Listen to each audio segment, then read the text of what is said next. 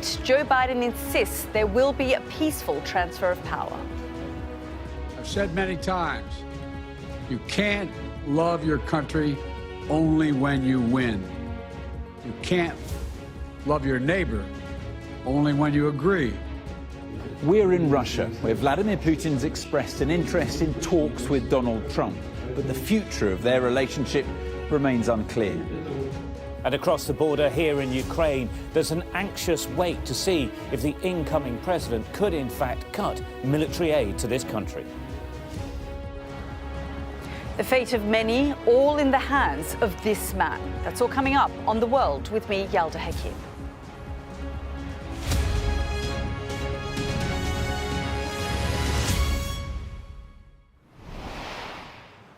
Good evening from Washington and this special program with me, Yalda Hakim. We'll have the latest on the US election in a moment, but first I just want to bring you up to date on the death of former One Direction star Liam Payne. Well, we've got some breaking news. Let's go straight to Daniel Henry in London, and he can bring us up to date. Daniel, just bring us up to date on the latest with the death of Liam Payne. Thanks, Yalda. We understand that 3 people have been charged in connection with the death of Liam Payne, the One Direction singer-songwriter who died while he was in Buenos Aires on the 16th of October. We understand that the charges relate to abandonment of a person followed by death, supply and facilitation of narcotics. We've got a very short statement from the Argentinian prosecutor here saying that Liam Payne was not fully conscious or experiencing a state of noticeable decrease or loss of consciousness at the time of the fall. People will remember that in the middle of October, Liam Payne was over in Argentina visiting, watching a former bandmate, Niall Horan, who had been performing in Argentina earlier that month. Liam stayed on after that performance and went to Casa Sur in Buenos Aires, and sadly never came home because he fell from the 3rd floor of a balcony there and did not survive the injuries. 3 weeks on from that death and all of the outpouring of grief that we saw in Argentina and around the world, we now know that 3 people have been charged in relation to the death of Liam Payne. Daniel, thank you so much for bringing us up to date. Now, let's talk about the situation here in the United States, the heart of American politics, often associated with long bureaucratic red tape moving at a snail's pace. Well, I'm talking about, obviously, Washington, D.C., where I am. But if one thing is certain, this year's presidential election has shown that when things shift in this city, they shift really, really fast. Well, less than 48 hours since the big result came in, attention is now firmly on Donald Trump's transition into power, which, as we all know, hasn't always been his forte. The world is waiting to see what the 78-year-old may or may not do when he steps into the White House for the second time in his life. We'll have more on how America's decision will impact all of us in a moment. But first, as the current and now outgoing occupant of this building, today Joe Biden had a chance to address the nation. Our US correspondent, Mark Stone, was there. Have a listen.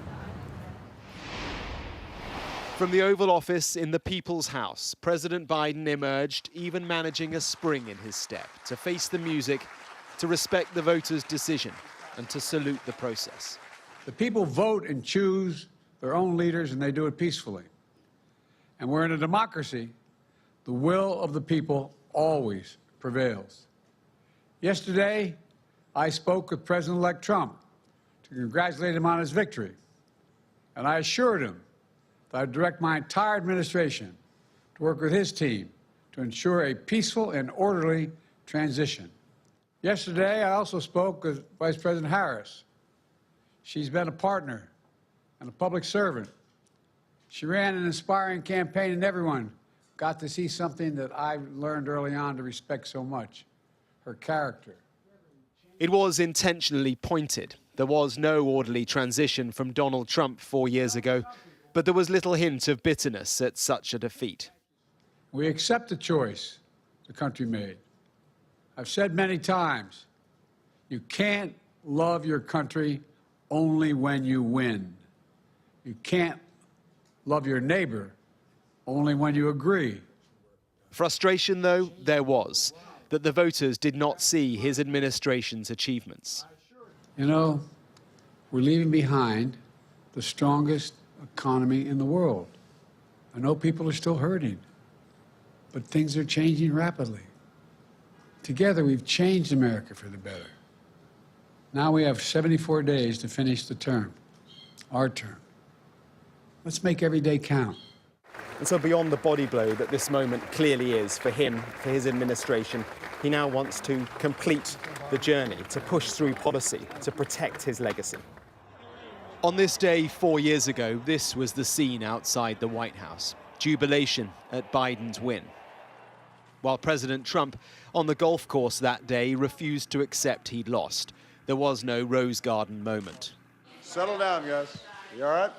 Now we will see a repeat of this, November 2016, when Barack Obama welcomed the Trump we didn't then know into the Oval Office after his shock election victory. It was left to Biden's press secretary to field the obvious question he won't face. Does the president have any regrets about when he chose to leave the race? Does he feel any sense of responsibility for the outcome? So does he have any regrets? In which way? Any regrets in How it all played out since? I mean, I said this at the top. This was not the outcome that our team had wanted. That question, had he stepped aside earlier, would more time, a different candidate, have made the difference? We will never know.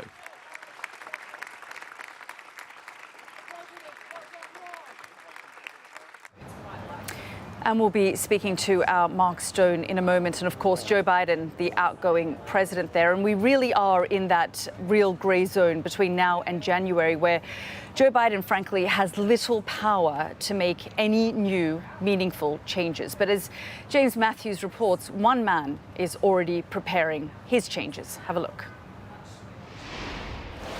In a house by the beach, he's been busy. Voted into office, the president-elect is working from home. In between calls from world leaders, Donald Trump is drafting a presidency, its policy and personnel. We are going to deflate inflation. We're going to drill, baby, drill. No tax on tips. The largest deportation program in American history. I will end the war in Ukraine, stop the chaos in the Middle East. On policy, foreign and domestic, enacting the promises of the campaign trail is the task ahead. Team selection comes first. Susie and Chris, the job you did. Susie, come here. Susie Wiles, the campaign manager who stood on the victory stage, is seen as a front-runner to be Donald Trump's chief of staff. She would be the first female to occupy that position. Speculation over a presidential team broadens to include names from Trump's political past and the influencers who shaped his comeback. None more influential than Elon Musk, the billionaire who put millions into the campaign and got put in the family photo. What's in it for him is the question to be answered. Joe Grogan was once part of Donald Trump's Domestic Policy Council. As the transition of power begins, he says the second-time president will learn from mistakes first time round. He did make some personnel selections that turned out to not be ideal, and he hired some people that were very disloyal and were not in it for the success of the country or for him, and frankly thought that they were more important than the President of the United States. People who were leaking, people who were writing books while they were working for him. And I think he's going to be much more careful this time. As America absorbs news of political change, its implications stretch far beyond. This was a group of migrants in Mexico heading for the US border. Trump's stated plan is for a mass deportation of migrants who've already made the trip. Trump said he was going to remove all Latinos from the United States, a massive deportation. So now it's going to be harder to get in. At Mar-a-Lago, the word from inside is of a different Donald Trump. Sources close to Donald Trump say there's been little to no talk of the prosecutors who've brought cases against him. The bitterness has gone, they say, partly because the law benefits him in terms of the non-prosecution of a president. But they also say that generally he feels better about everything, buoyed as he is by the election results. The scale of victory has changed his mood as he contemplates change in America.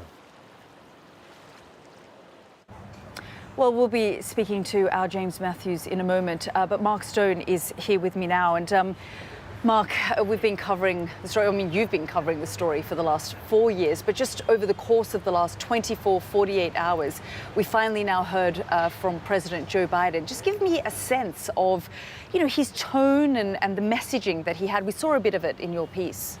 I think he didn't appear crestfallen. There was almost a sense of like, well, okay, that's it. I'm done now. But also he was very clear that he didn't want his legacy to be one of failure. He seemed frustrated but accepted the fact that the American people did not feel the achievements as he would see them, economic, of his White House. It takes time, he said. The achievements of our White House, and he was talking to his staff who were there in the Rose Garden with him, our achievements will be felt in decades to come, he said. But of course, he needed them to be felt now for them to have voted him back in, he hoped at one point, but then of course it became Kamala Harris. What struck me was that he wasn't, he didn't appear to be bitter. He had warm words about Kamala Harris. After his appearance in the Oval Office, it was in the Rose Garden. It was his press secretary who faced all those questions. Should Biden have stepped down earlier? Because I think that's, it's in the past now, but for the Democratic Party, it's at the heart of it. If he had just done what he said he was going to do initially, is be a one-term president, a transitional president to a younger candidate. If they'd done that earlier, then there would have been time either for Kamala Harris to prepare better for an election she lost, or for another candidate, a stronger candidate maybe, to have come in instead. So lots of reflection from President Biden, but I think end of an era, he's gone. He's out now. And I do also feel, Yalda, that there is a kind of massive reset going on here in America now, and an acceptance that, yes, a little under half the country didn't want this, but it's here, it's happening, and a clean chance to move on. And as Biden said, there will be the election integrity has now been proven to be absolutely fine. The country can move on, albeit with a president that many people are very nervous about. Yeah, nervous about, but also, I mean, Joe Biden was frankly a deeply unpopular president, and Kamala Harris was the vice president to a deeply unpopular president. And I think that was the core problem, is that she was unable, either unwilling because she didn't want to throw him under the bus, or unable to differentiate herself from President Biden. The people of America, a majority of people here, wanted change, and Donald Trump represented that change. Mark, really good to see you, and thank you so much for all of your reporting over the course of the last few days. Well, let's go straight to Florida and speak to James. Of course, James, we've been reflecting here on Joe Biden's legacy and what that was over the course of the last 4 years. But Donald Trump, I mean, he is someone that America now knows as a president and politician as well, and many people talking about what a Trump 2.0 would look like. Yeah, hi, Yalda. That is a big question, of course, isn't it? And one of the big questions within that is who will be involved? What will be the personnel? What will be the influence of the people who have put him back into the Oval Office? Questions to be answered in time, of course. I think Elon Musk, what's the kickback for him from his multi-million-dollar contributions? We saw him in the Trump family photo in the past couple of days. What are the implications of that, being so close to the man in power? What power does that give him? Bear in mind, he has companies that have been pursued through the courts for breaking the law, allegations that they have broken the law. Does his power extend beyond regulation as we know it? What will be the checks and balances? But in terms of the names that are being bandied about, we're at the speculation stage, Yalda. I think Susie Wiles, she could well be the chief of staff managed the campaign in a low-key way and confounded the doubters in shooing Donald Trump back towards the White House. We are told that it's a different Donald Trump we are seeing in the past or since the election because of that thumping victory that he enjoyed. The bitterness has gone, to quote a source within Team Trump. There's been no conversation about Jack Smith, Letitia James, the prosecutors that have been pursuing him through the courts. Trump hasn't been speaking about that, doesn't appear worried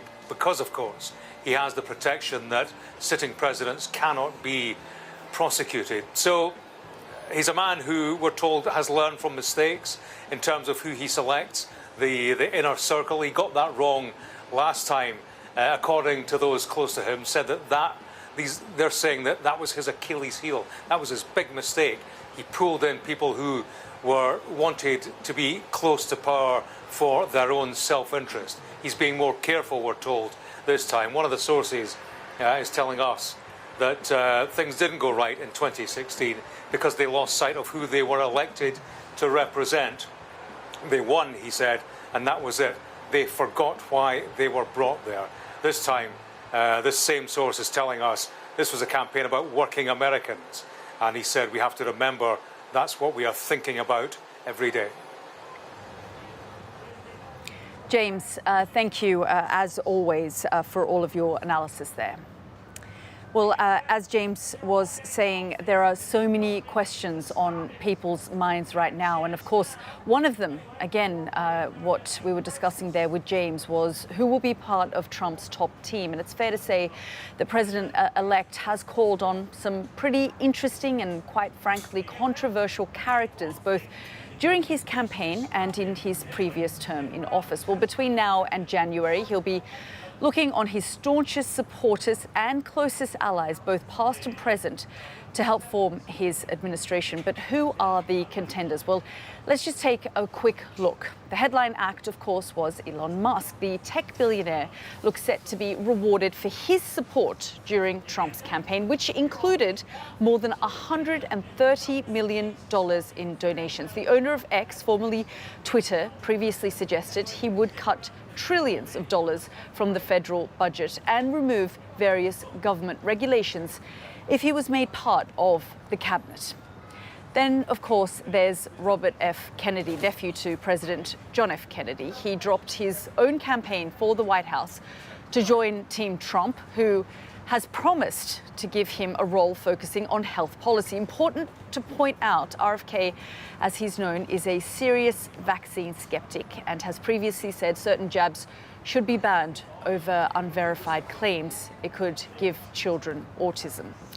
Now, also in the running for a top job, Mike Pompeo, a very familiar face. He was head of the CIA under Trump and is one of his closest allies. It's rumored he'll take on a defense role, having been described as a fierce defender of Ukraine, a position that puts him at odds with most high-ranking figures in his potential boss's cabinet, including the Vice President J.D. Vance. And finally, well, it could be that the president-elect decides to turn his administration into a family-run business. And of course, we saw that during the first Trump term. His sons, Don Jr. and Eric, are both being tipped for potential posts. Well, let's speak now to Ben Rhodes, former Deputy National Security Advisor under President Barack Obama. Thank you so much, Ben, for joining us here on the program. Let's speak first about what's transpired over the course of the last 24, 36 hours. We're all still processing it here. No doubt within the Democratic Party there is a lot of introspection, but just tell us what lessons have been learned from what we saw on Tuesday night. Well, I think a lot of lessons, and Yalda, I actually think that these are lessons that Democrats have been slow to learn over the course of 8 years. I think that there was a belief in the Democratic Party that Trump was out of the mainstream, that his outrageous behavior, his attacks on democracy, all the unorthodoxy and how he conducted himself, obviously including some of the criminal risks that he faced, the criminal charges he faced, that at some point that would kind of disqualify him. And the Democrats, through Joe Biden, kind of proved themselves more competent stewards of the American economy and the American national security enterprise, that they'd be rewarded for that. And I think what that missed repeatedly is that the thing that a lot of Americans liked about Trump is the same thing that the Democrats are attacking him about, that he wanted to burn it all down, that there's a sense that there's a governing establishment in this country in both parties that has not been responsive to people, that is responsible for the excesses of globalization, which have hollowed out communities in this country, responsible for forever wars that have not turned out well around the globe, and that the Democrats, I think, walked into something of a trap of becoming the defenders of the establishment that really actually Democrats had less to do with creating than Republicans. And so I think the soul searching has got to be, we need to regenerate it as a party, not just in opposition to Trump, but as a party that can reach the kind of voters that voted for my old boss, Barack Obama, twice, but have abandoned the Democratic Party since. Ben, I know that the top issues that voters in America were focused on was the economy and immigration. But we also know in places like Michigan, for example, many Arab Americans, Muslim Americans said that, you know, the war in Gaza, the war in the Middle East was something that they thought about. How much do you think that foreign policy played a role? Because, of course, there is a continuing war going on in the Middle East. We saw that President Biden's approval rating dropped after the disastrous, evacuation from Afghanistan never really improved. And to some extent, the war in Ukraine as well. In some heavily Republican states, people are saying, why are we funding that war? Yeah, there's a lot there, Yalda. I mean, I think, first of all, with Gaza, there is no question that the unconditional blank check of support for Prime Minister Netanyahu badly hurt Kamala Harris, with Arab and Muslim voters in particular in Michigan. If you look at the results from a place like Dearborn, a heavily Arab city in Michigan, Kamala Harris came in third behind Donald Trump and Jill Stein. And that was a protest vote. That was people who don't expect better from Donald Trump, but wanted to hold Kamala Harris accountable for what the Biden administration has done.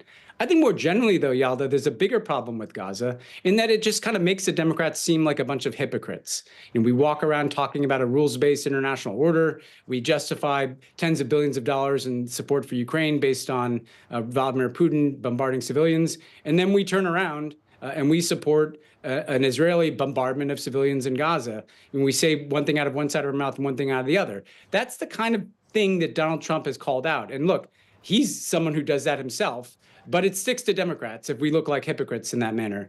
I also think that there's this presumption sometimes in the Democratic Party, people must agree with us on Ukraine. It's the obvious thing to do to support Ukraine. I believe that we need to support Ukraine. But that fails to take seriously the questions that people have about, well, how long are we going to give $50 or $60 billion a year to Ukraine? What's the strategy here? Where does it end? You never heard Joe Biden or Kamala Harris, for that matter, describe kind of where is this going? Where is this ending? How long do we have to be doing this? The message was actually the opposite, is as much as it takes for as long as it takes, is what we've heard again and again. As someone who even agrees with that, I just worry we took it for granted. You need to go out and make the case for why we're doing this and for what's at stake. And so I think Trump spoke to a lot of frustration among Americans that the entire apparatus of American foreign policy is not responsive to public opinion. It's not responsive on Gaza. It's not responsive on forever wars. And people want some greater clarity about how long this is going to go on in Ukraine. So I think this is an area where Trump has kind of totally shuffled the deck. The Republican Party's gone from being the hawkish party to being the America First party. And Democrats have been somewhat caught in the middle. Yeah, I mean, you wrote about this extensively in a foreign affairs piece recently. I just want to ask you about recent comments that the new NATO Secretary General Mark Rutte made when he talked about NATO defense spending. He said Donald Trump is right. We do need to up our spending. I mean, of course, the 2% that we talk about is something that your former boss, President Obama, put in place and urged and encouraged, and that was agreed in 2014 during the Wales NATO conference. But do you think he is right, Donald Trump is right, that NATO partners and allies need to do more, they need to spend more on defense? Sure, but it's not, he acts like he's the first person who ever thought of that. I mean, this was an agreement among the alliance at Cardiff. You saw a number of countries up their defense spending under Trump. You saw a number of other countries up their defense spending under Biden, in part because you obviously had the threat of Russia very manifest on NATO's eastern borders. Sure, he's right about that, But the reality is he talks about it in ways where he doesn't understand what defense spending is. He describes it almost as like a protection racket or a payment system where everybody pays into a pot. The core issue here is that, yes, European countries need to spend more on defense, but the United States is the hub of the alliance. We have capabilities that other allies don't have. We are a logistics capacity. We're a training capacity that other nations aren't. So if you just have some European countries spending more, but you have the United States pulling back from NATO or pulling back from supporting Ukraine, it's not going to work. You need the United States as a part of that effort. I think that the Secretary General is trying to find the thing that he agrees with Trump about, which is smart, politically and diplomatically, to say, yes, no, we agree with Trump. We welcome his emphasis on this. The big question looming over all of this, so Yalda, is the United States going to continue to support Ukraine? Is the United States going to continue to have a presence, particularly on frontline Eastern member states of NATO, or not? And the appointments will be a signal. Will we get people like Mike Pompeo or Marco Rubio, who are very kind of more conventional Republicans who support Ukraine? Or are we going to get these MAGA people like a Rick Grinnell or a Kash Patel, people that support Trump's talking about pulling out of NATO entirely? And I think we'll get a very clear signal by who he puts in those top jobs in the transition. Ben, really grateful you've joined us here on the program. Thank you so much for all of your thoughts there. Thanks. Well, as we've been just discussing now with Ben Rhodes, events here are set to have a real impact on wars, economies, and of course, global relations. In fact, they already are. Vladimir Putin today carefully timed his speech in Sochi for after the election results. The Russian leader insisted his country was always ready to negotiate and that pressure simply wouldn't work. He also opened the doors to talk with Donald Trump. Well, our Moscow correspondent, Ivor Bennett, was there. Let's just have a look. Last time around, there was a budding bromance. Smiles, handshakes, even a full-blown summit. At a ski resort near Sochi, signs that could be rekindled and that relations could start to thaw, as Vladimir Putin offered his congratulations to Donald Trump, along with some rare praise. His behavior during the assassination attempt, that impressed me. He is a courageous man. A person shows their true colors in these moments. He acquitted himself admirably as a man. Perhaps it's no surprise given Trump's comments on the campaign trail. I think Zelensky's the greatest salesman in history. And his criticism of US military aid to Ukraine. If he does reduce support, Kyiv will struggle on the battlefield and could be forced into negotiations with a favourable outcome for Moscow. But others here aren't holding their breath that Donald Trump will be true to his word. We all remember his words that he was supposed to propose something in order to solve the Ukrainian crisis, even before his inauguration. Of course, there was a little bit over-exaggeration that he would be able to do it overnight. Certainly there's nothing that can heal this problem overnight. Kamala Harris suggested Vladimir Putin will eat Donald Trump for lunch. What do you make of that? Is that true? Vladimir Putin does not eat people. Proof, it seems, will be in the pudding. The Kremlin is cautious about a second Trump presidency because in their eyes, the first didn't live up to expectations. Warm words, they say, weren't matched by warm actions. Sanctions increased. The US sent weapons to Ukraine. So unlike last time, Russia's not popping any champagne corks. But others in Europe have been, like Hungary's Viktor Orban. We opened champagne, but I was in Kyrgyzstan when Donald Trump won the election, and you have different traditions there, so we were happily relying on the vodka supply. Hungary's the black sheep in this family, though. Its NATO colleagues are nervous. If Russia would be successful in Ukraine, you would have an emboldened Russia at our border, so that will be a threat not only to Europe, European part of NATO, but also to the United States. For now in Russia, the bromance is on ice, but maybe not for long.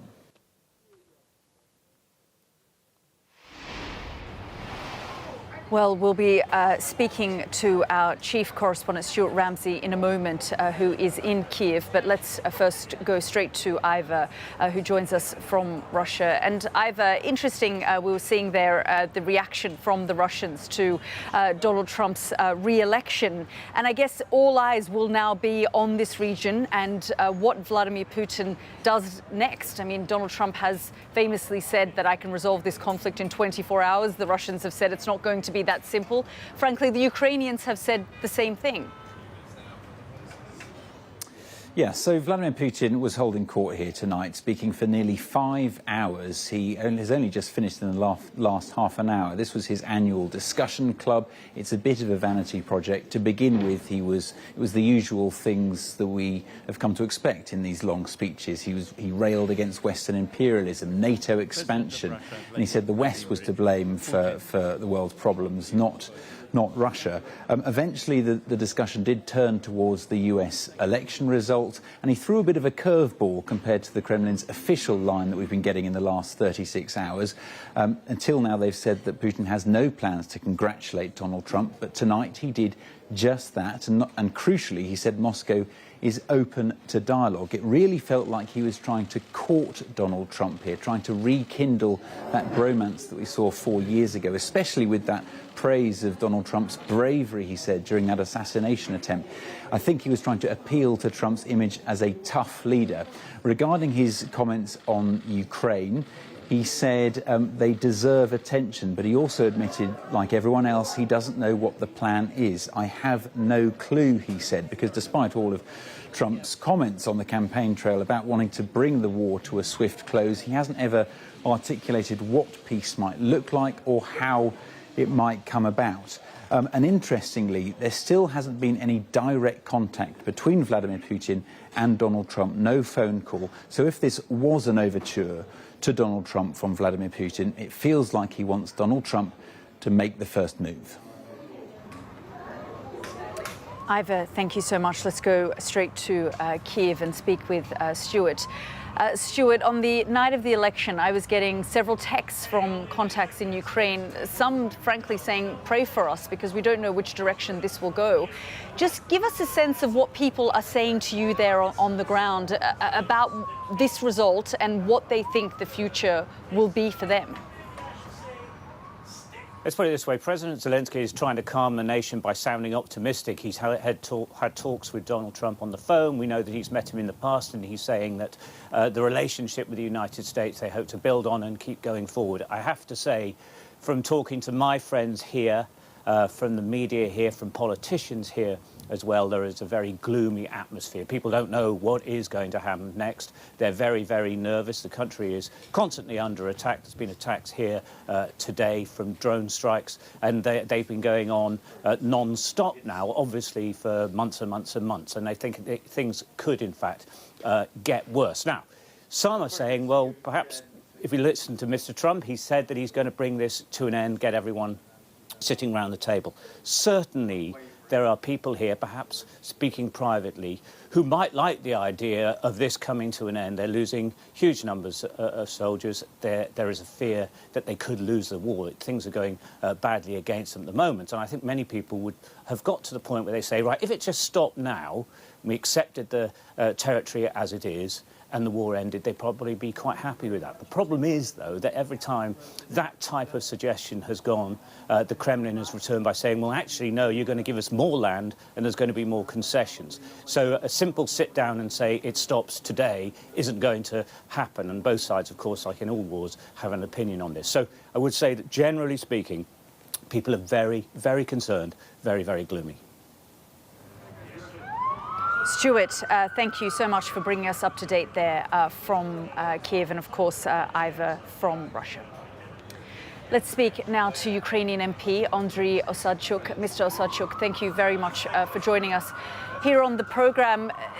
Just in the last day or so, J.D. Vance, and we've heard Donald Trump's vice president president, say that, you know, the best way to resolve, or the vision they have for the conflict with Russia between Ukraine, is to halt and freeze the conflict and to create sort of a demilitarized zone. How do you respond to that sort of idea that, you know, that there would be some kind of demilitarized zone and that the Russians could then be stopped just there, which would then ultimately stop the conflict? Look, first of all, good evening. Thanks for having me here. For me, it's pretty simple. First of all, DG Vance just repeated what he said before during campaign. And I think you know better than me that American politicians, and not all American politicians, when they say something during campaign, they say it's not to Ukrainians, not to Europeans. They say it to their voters. So it's just the element of election campaign. And pretty often the statements made during campaign has nothing to do with reality. So that's why I would not be in a rush trying to analyze anything what was said as by Donald Trump, as by his vice president, DG Vance. Secondly, when many people in the West are repeating the word negotiations and different options, which we heard during different times, it's not for Ukraine to answer, is it good or bad? Please go to Putin and ask him, does he want any agreement? Because till today, when Russia and Putin is pronouncing the word negotiations, till today in the Kremlin vocabulary, it means only surrender. I just want to remind you that they included 5 Ukrainian regions into Russian constitutions. And for Russia, it is Ukraine who occupied part of Russian territory. So it's an absurd from the point of international law, but that's the position of Vladimir Putin. So that's why it's fair but I guess, to ask all these questions. You know, when you say, you know, you don't necessarily take the words during a campaign literally, ultimately, though, if Donald Trump and his administration decide to turn off the taps and stop funding Ukraine's war, that could have a major impact in how you prosecute this war. Yes, I think it may happen. Due to that, I think we all know that Joseph Biden and his administration will try to release the remaining $6 billion US of aid until January 20th. I'm more than sure that Trump will collect more information about situation on the ground, more information about Russian aggression, and definitely he will try to reach an agreement with Putin. I have no doubts on that. But I'm also absolutely sure that he will not be able to reach any agreement with Vladimir Putin. Definitely it will take not one day, not 1 week, probably not 1 month, but I assume that around April, May 2025, Trump administration will understand that it is impossible to agree with Putin on any options, even the ones which we heard from DG Vance during the last few days. So where does that leave Ukraine in your view? You know, you don't think that the Americans can reach any kind of agreement with Vladimir Putin just because of the nature of Vladimir Putin. And at the same time, you know, he may tell Donald Trump that, sure, look, I'll look into a negotiation and I'll talk, and he might stretch it out.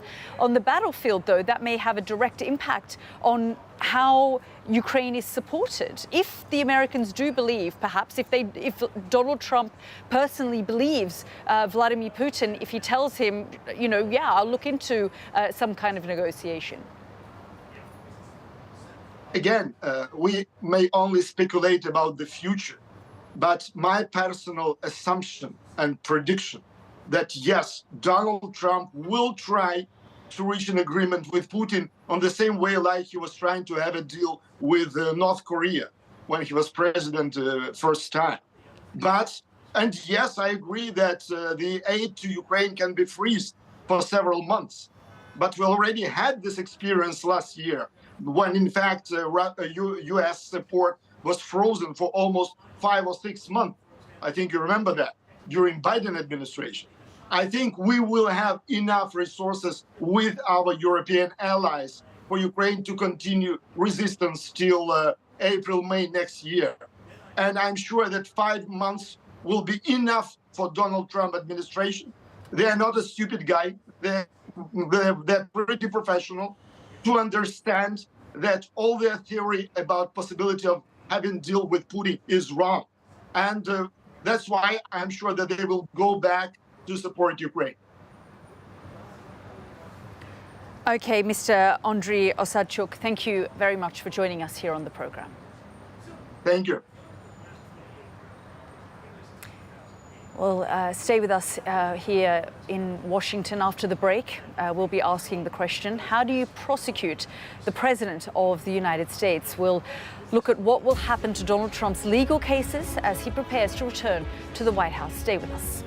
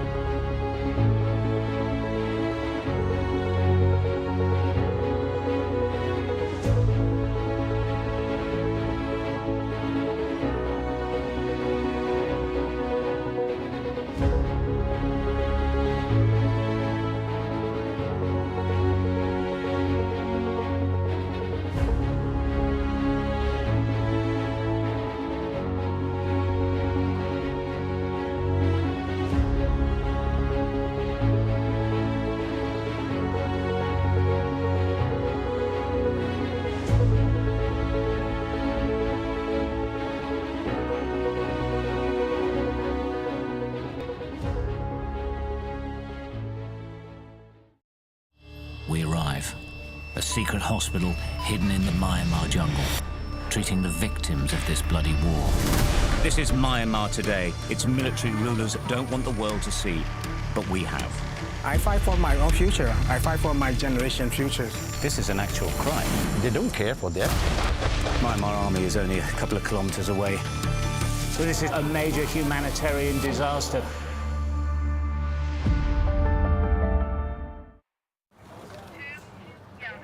Welcome back to Washington. I'm Yalda Hakim, and of course we've been reporting on this city and where Donald Trump may have just won the election, as we've said, but he still remains embroiled in several court cases. So how will this impact his presidency? Let's take a look. Now, back in May, he became the first US president to be convicted of a crime. It was over hush money payments to the porn star Stormy Daniels. Sentencing was delayed until after the election, and it's now unclear what will happen now. He was then charged in Georgia over alleged efforts to overturn the 2020 election. His arrest led to the first ever police mugshot of a US president. Mr. Trump is also facing federal charges over his alleged role in the Capitol riots. That case was stalled by the Supreme Court, which ruled that presidents have immunity from prosecution over their official acts. In civil matters, the president-elect is appealing a New York judge, which found he fraudulently inflated the value of his business to obtain favorable loan rates. He was ordered to pay almost $500 million. He's also appealing the verdict in a defamation case brought by author E. Jean Carroll, who has accused him of sexually abusing her. He's been ordered to pay her almost $90 million, and dozens of felony charges relating to Trump's handling of classified documents have been dismissed. Prosecutors are appealing. Now, with me here is John Fortier, Senior Fellow at the think tank American Enterprise Institute. Thank you so much, John, for joining us here on the program. I was just reading through all of those charges. I mean, it's a lot. We have had 4 years of seeing Donald Trump, frankly, in and out of court, and we talked about those mugshots as well. Where do you think all those cases now stand? Well, I think it's very good news for the president. The federal cases, of which there are several, are essentially being dropped. He, as president, once he became president on January 20th, could have done that himself, but the Biden administration has seen the writing on the wall, and nobody is going to proceed in the Justice Department with these cases. They are essentially being wiped away. The state cases are a little more tricky. I think the Georgia case is already in bad shape. It probably wasn't going forward. The New York case, where he is being sentenced, or at least there's scheduled sentencing, I think people believe that it is not going to lead to him going to jail, will be either delayed or put off in a way. We're not sure how that will happen, maybe through the state process, ultimately maybe through federal courts. But at the end of the day, I think Donald Trump is not going to face legal troubles for at least his time in office. And for most of these cases, they're going to be dropped altogether. You know, he and his supporters have described this whole fiasco as a witch hunt. They've said that they've deliberately, his political opponents have come after him and brought all these cases forward in an attempt to silence him, to move him away from, this political environment and from running for office. What message does it send then when most of these cases, frankly, can just go away like this? Well, we do have some rules and laws related to not having the legal system really impinge on the president. Worries about frivolous lawsuits, keeping the president from doing his job. Some of that is really what's going on here. I think one other question is, some people have said, well, maybe Donald Trump will try to go after some of these prosecutors, or what happened to them. I guess I believe he probably will not. He may investigate them. Congress may investigate them. But I think at the end of the day, we'll have a more peaceful time. Whether you think some of them should have gone forward, at least we'll have a time where we're going to be talking about governing, and we're not going to be in the courtroom. Do you think what has happened is frankly a gift to Donald Trump in this election? Because the messaging was, first they'll come after me, and I'm standing between them, them being, his words, the deep state, the establishment, the elites, and then they'll come after you. Well, I think it was a gift in a certain way at some point in the primaries when Donald Trump was down. These cases really unified the Republican base around him. The country was divided, but Republicans weren't certain to come back to him, and that really resurrected his campaign. His message also that I'm looking out for you, the small guy, and things could happen to you. As much as he's a billionaire and in a different class, there is some resonance between people who worry about government doing things to them and what he's been saying. Can he pardon himself? That's an undetermined question. We don't know. I suppose because it's unprecedented. Yeah. But in this case, really all that's going forward is the state case. So in the fact, if it were a federal case, could he pardon himself? We don't know. He cannot pardon himself for any state offense. That would be a separate matter. So it's a bit of an academic question which we don't know the answer to. Speaking of pardoning, do you think that he should pardon Hunter Biden? I think if Hunter Biden is not pardoned by Joe Biden, I think it would be a very smart move for him to pardon Hunter Biden. He could say, let's put this all behind him. I'm being magnanimous. I understand what it was like to be prosecuted unfairly. So if it comes to January 20th and Hunter Biden has not been pardoned, I think that would be a very smart political move for the president. And I guess in some way, maybe unite an already quite polarized country. Well, in a way, I think we're going to have some polarization, but I think taking some of this off the table will take down the temperature a bit. When we've seen all of these prosecutions and mugshots of a president, I mean, you know, I guess every president brings their own baggage and complications to things, but frankly, it is the first time we've seen this, you know, of a president. Just tell me, you know, as you saw these cases unfold, what did you think was sort of happening to the American sort of political space, but also the seat of the president? Sure. I mean, it was really the seat of a lot of discord and very differing opinions. Many Republicans really believed that this was unjust and sort of spurred them forward. Many Democrats felt like this man has done many things wrong and should proceed. It certainly was, you know, much more of the campaign than we would expect. And at the end of the day, it would be nice to have a campaign that would be about who the voters want. And this seemed to be something that was distracting both sides. Do you think that, frankly, any of the cases should still have legs? I mean, especially the Georgia case, for example, or January 6th? Well, I think that's hard to say. I mean, I think practically speaking, we all knew that when he came into office that he wasn't going to proceed with cases against him. I think there were a lot of things one could say about January 6th that were really quite terrible. But whether they reached the criminal level and whether we really wanted to put people in jail for them or whether we wanted to say, you know, by investigation, really, these are the wrongs that were done, but we don't proceed that way. I think that was a question. And maybe for peace in the country, it's probably better that we just take our opinions about what happened rather than really going after people and putting them in jail. I guess, though, you know, we saw the way that January 6th unfolded. As far as the president's concerned, is that just a matter of, I mean, legally, a matter of like opinion and how you view his words when he says, well, look, I told them to go in there, or just, you know, conduct a peaceful protest, versus others who say, well, no, he was asking for violence and asking for his vice president to be attacked, for example? I mean, there were a lot of questions. One about whether he incited the crowd, whether he could have said more to stop the crowd. And then a lot of his legal theories, which really were, I think, misguided in a way and try to use the mechanics of the Electoral College in a way that hadn't been used. That being said, it's not absolutely clear that's criminal, right? That may be a bad idea. It was bad for our system. But whether it rises to the level, especially because it's not very specific in law, right? It's a general feeling that these were not the right things to do rather than a statute that says, you know, thou shalt not do this. I think for that reason, it may be best that we have our opinions, we say what we think about it, but not look to put someone potentially in jail for those sort of things. John Fortier, really fascinating talking to you. Thank you so much for joining us. Good. Thank you.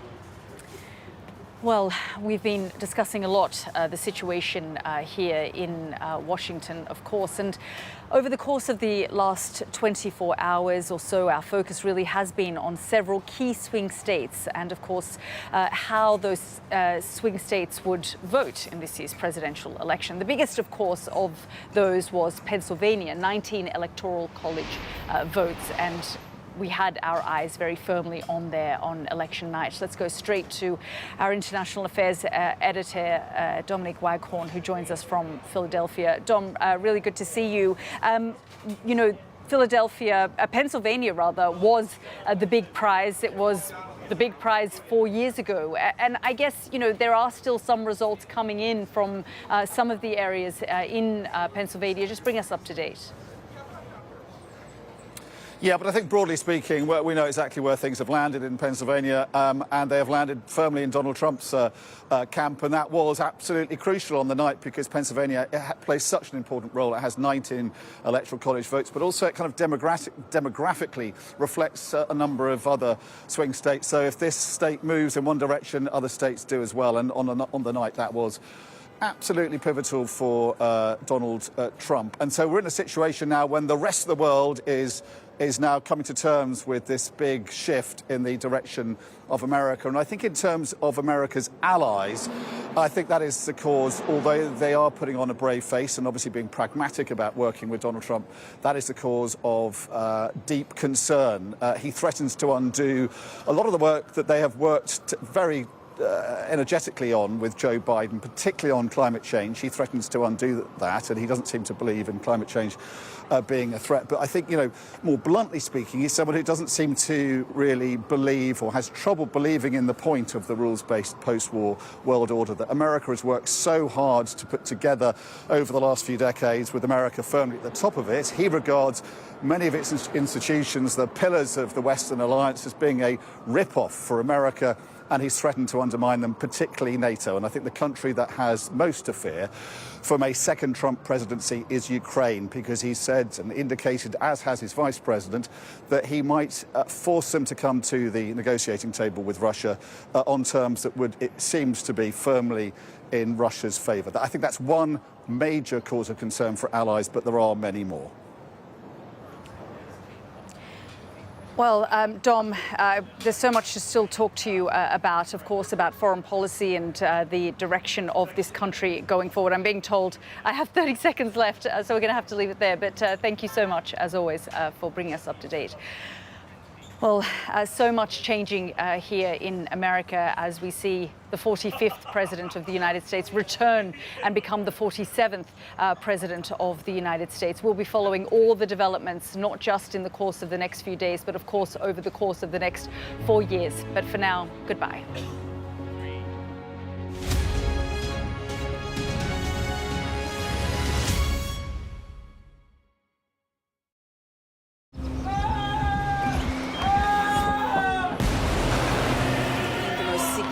Day of this conflict. They keep telling us that they want aid. And this is what's left of it. Tanks, heavy vehicle.